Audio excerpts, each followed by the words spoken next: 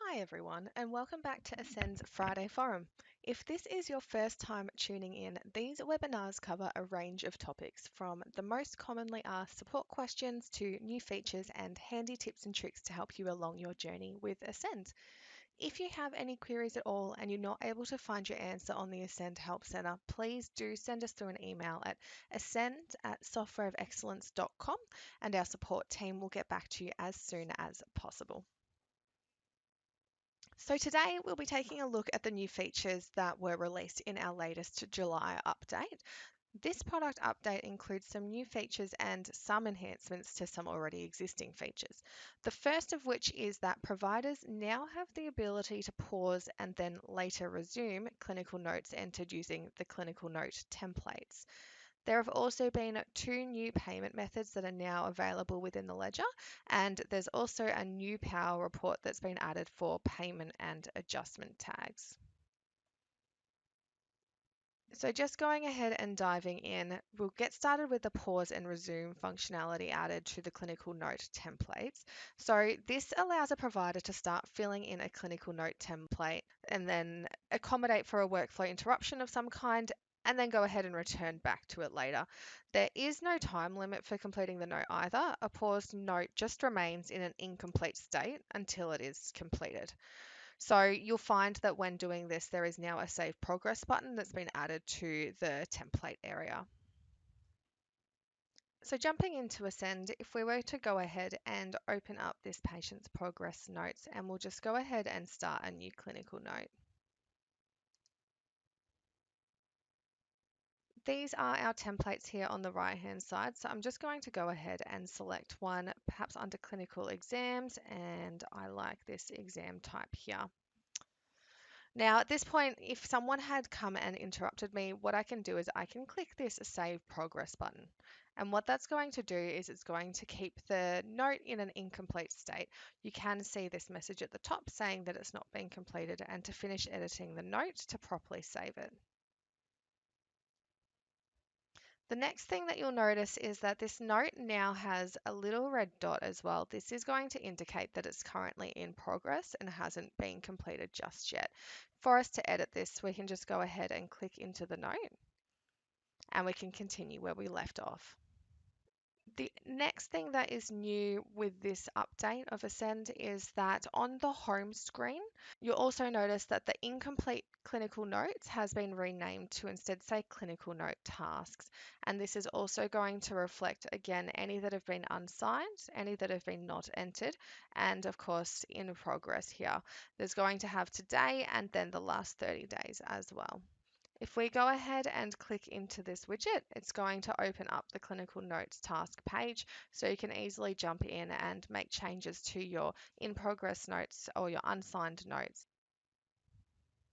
The next new feature is that there are now two new payment methods that have been added into Ascend. The first of which is patient financing and the second of which is electronic transfer. So all reports will have these filters available and of course you can select these from the ledgers list. Now the patient financing should be considered a generic description that represents third-party payments. So credit care or anything like that that your practice may use, patient financing is the payment method that you would select for those particular payments.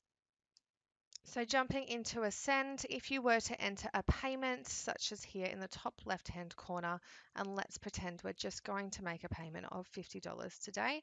If we click the method drop down, we will find that there is now the electronic transfer payment, and then there is also the patient financing payment.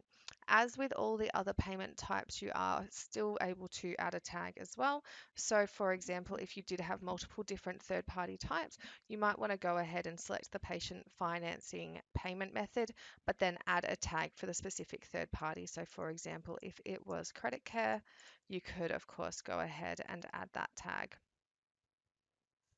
Jumping over to settings and then into the ledger options, you will also find that the patient financing payment and the electronic transfer payment, both of these can also be edited from this area. You can have specific tagging restriction rules applied as well as you can with all other payment types.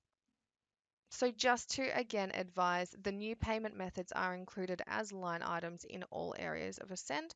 So all reports that would show any financial information by payment type, this is going to be included. For example, the payment analysis report, the day sheet report, the deposit slip report, all of those reports are going to include these payment methods going forward. Jumping over to our third new feature that's included within this July update is there is now a new Power Report called Payment Tags that's been added to the Power Reporting suite. This, of course, is particularly helpful when it comes to trying to run reports on the different tag types that you may have, particularly now that there are the two new payment types that we covered just before. You'll find this Payment Tags report to be very helpful. Again, jumping into Ascend and then jumping into the Power Reporting area. So if we head down to the financial area of Power Reporting, this is where we'll find the Payment Tags report sitting. That's just over here. So we'll go ahead and open that one up.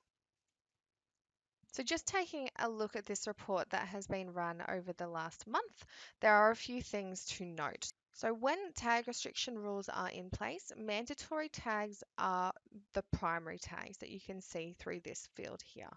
When tag restriction rules are turned off, the first tag added is the primary tag. All additional or optional tags are secondary tags. So if we head over to the available fields and then start searching for the word secondary, you will also find that there is this secondary tags option that can be added to the Power Report. Now you can see here that there are quite a few not available spaces, which is something that I wanted to show you because you very well might see this quite a bit in your own reports when running this. This not available spaces is going to appear if there was not a tag when posting the transaction. So if you've just entered a regular cash payment and you didn't tag it with anything, those are the payments that are going to show as not available spaces. So just be aware of that. So a very handy way to run this report is to actually apply a filter for the specific tag that you're searching for. So as an example, if I'm searching specifically for the primary tag deposit, I can go ahead and click onto this primary tag arrow here. And if I go ahead and choose the filter option, it's going to allow me to choose what I would like to include. So in this particular situation, I'm searching for deposit. So I'm going to click deposit and I'm just going to click the little arrow to ensure that this is currently included. I'm then going to go ahead and hit OK and then refresh this report. So as you can see here, the primary tag is deposit. You can see that I've had two over the past month. There was no secondary tag that was applied, so that's why it's currently showing the not available spaces.